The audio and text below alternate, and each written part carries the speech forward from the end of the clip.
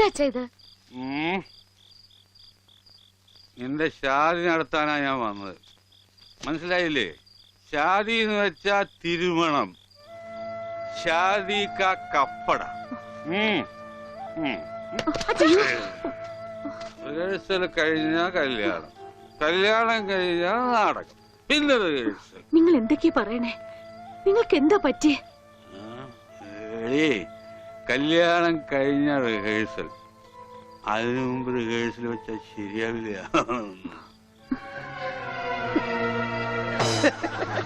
എന്നെ ഗർഭരണിയാക്കിയിട്ട് നിങ്ങൾ സ്വന്തം ഭാര്യയുടെ കൂടെ ജീവിക്കാണല്ലേ? പറഞ്ഞു വരുമ്പോ എനിക്കാണല്ലേ കുറ്റം. പറഞ്ഞു വരുമ്പോ എനിക്കാണല്ലേ കുറ്റം. തെളിവിനായി മീന്റെ വയറ്റിൽ കിടക്കണം എന്തെങ്കിലും. എന്റെ വയറ്റിലെ കുഞ്ഞിനെ പറ്റി പറയുമ്പോൾ മീന്റെ വയറ്റിലെ കുഞ്ഞിനെ കുറിച്ചാണ് പറയുന്നത്. ഒരു പ്രസ്റ്റേജ്. എനിക്ക് ഓടാൻ തോന്നുന്നുണ്ട്.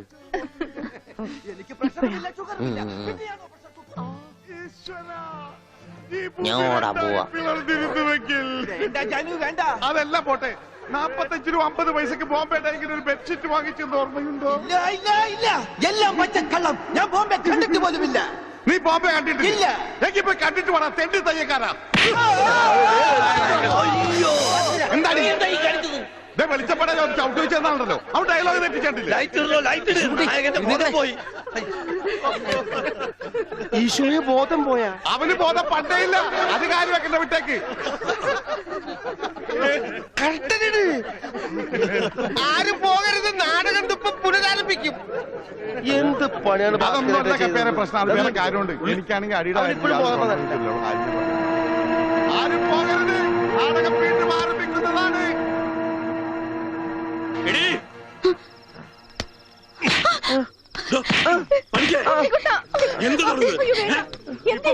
ഇവന്റെ അസുഖം എന്താണെന്ന് എനിക്ക് മനസ്സിലായില്ലേ? പണിക്കരെ നിങ്ങൾ കാണിച്ചൊട്ട് ശരിയായില്ല. അത് പറയാൻ നീ ആരടി അസത്തെ? ഇങ്ങോട്ട് വാടി. നീ അങ്ങനെ തല്ലി. അച്ഛന് വേനെടുത്താ കരയണ്ടാട്ടാ.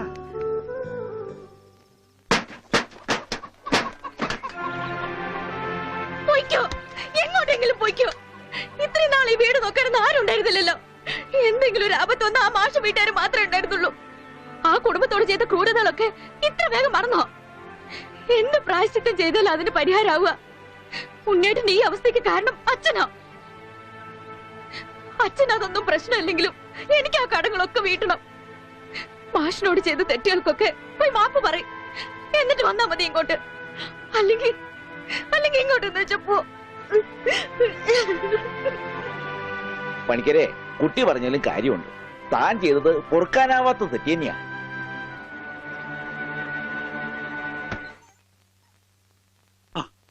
എന്താടോ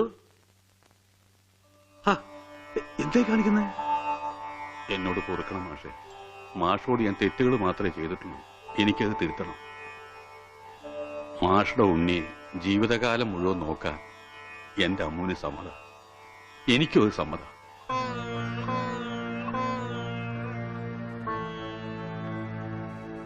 ഒരു കടപ്പാടിന്റെ പേരിൽ സുഖമില്ലാത്ത എന്റെ മോനെ തന്റെ മോളുടെ തലയെ കെട്ടിവെക്കണ്ട. അതൊന്നും വേണ്ട, മറന്നേക്ക്.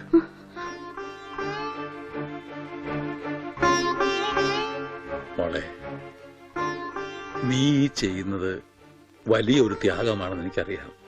പക്ഷേ അങ്ങനെ ആർക്കെങ്കിലും വേണ്ടി പാഴാക്കി കളയാനുള്ളതല്ല നിന്റെ ഈ ജീവിതം. വെറും ഒരു കടപ്പാടിന്റെ പേരിലല്ല മാഷെ. തിരിച്ചു വരില്ലെന്ന് നാട്ടുകാർ മുഴുവൻ പറഞ്ഞിട്ടും ഉണ്ണിയേട്ടന് വേണ്ടി ഇത്രയും വർഷം മാഷ് കാത്തിരുന്നില്ലേ? അതുപോലെ ഉണ്ണിയേട്ടന്റെ അസുഖമാണ് തടസ്സമെങ്കിൽ അത് മാറുന്നതുവരെ കാത്തിരിക്കാൻ ഞാനും തയ്യാറാണ്. ഈ കുട്ടി പറഞ്ഞത് വെറും ഒരു ഫാദറായ എനിക്ക് മനസ്സിലായി. ഈ ഫാദറിന് മനസ്സിലായോ? ഇനി എന്തോന്ന് ആലോചിക്കാൻ. നിശ്ചയത്തിന് പന്തല് വേണോ വേണ്ടയോ എന്ന് മാത്രം പറഞ്ഞാ മതി. ബാക്കി കാര്യം ഞങ്ങൾ ഏറ്റു.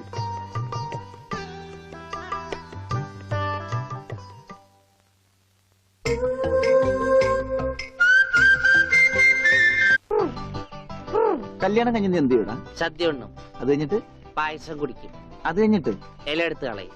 അത് കഴിഞ്ഞ് രാത്രിയില്ലേ? രാത്രിയില വാതിലൊക്കെ അടച്ച് കുറ്റിയിട്ടിട്ട് കിടന്നുറങ്ങും. കളഞ്ഞ് കൃഷ്ണകുട്ടി വരച്ചത് പറ്റതല്ലേ? ഏത്? വാലക്കടച്ച് കുറ്റിയിട്ടിട്ട് കുറ്റിട്ടിട്ട് പാന്റ് കഴിച്ചിട്ട് മുഴുവൻ അഴിക്കണ്ട. പാന്റ് മുഴുവൻ അഴിച്ചു. അഴിച്ചോ, മുഴുവൻ അഴിച്ചോ. പാന്റ് കഴിച്ചിട്ട് അഴിച്ചിട്ട് നേരെ പോയി മൂത്രം വെച്ചിട്ട് കിടന്നു.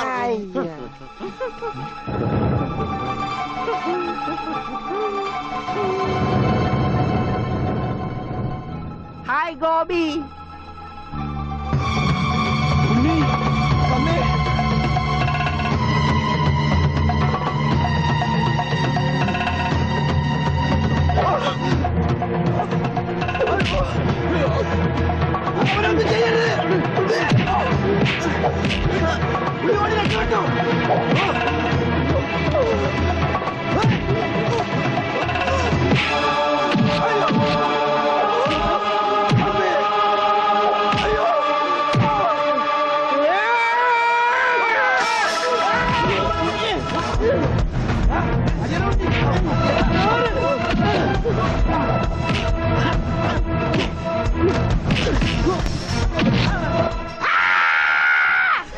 അത് കൊള്ളാം.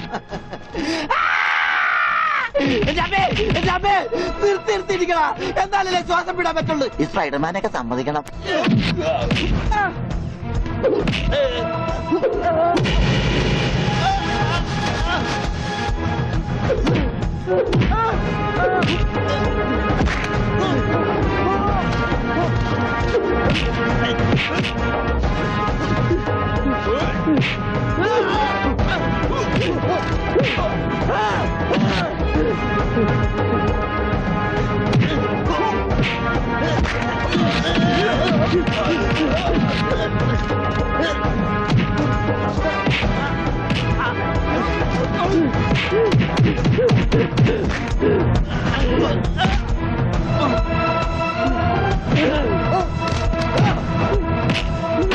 അവനൊന്നും ചെയ്യരുത്.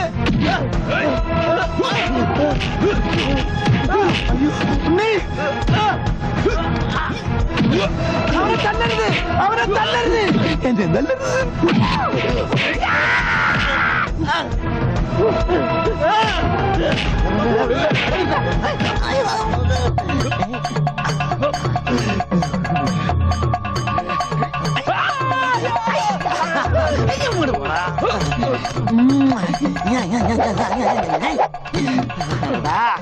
ആനയെ സൂചി കൊണ്ട് ഒതുക്കിയവനാണ് കയ്യക്കാരൻ. പിന്നെയാണ് നീയൊക്കെ.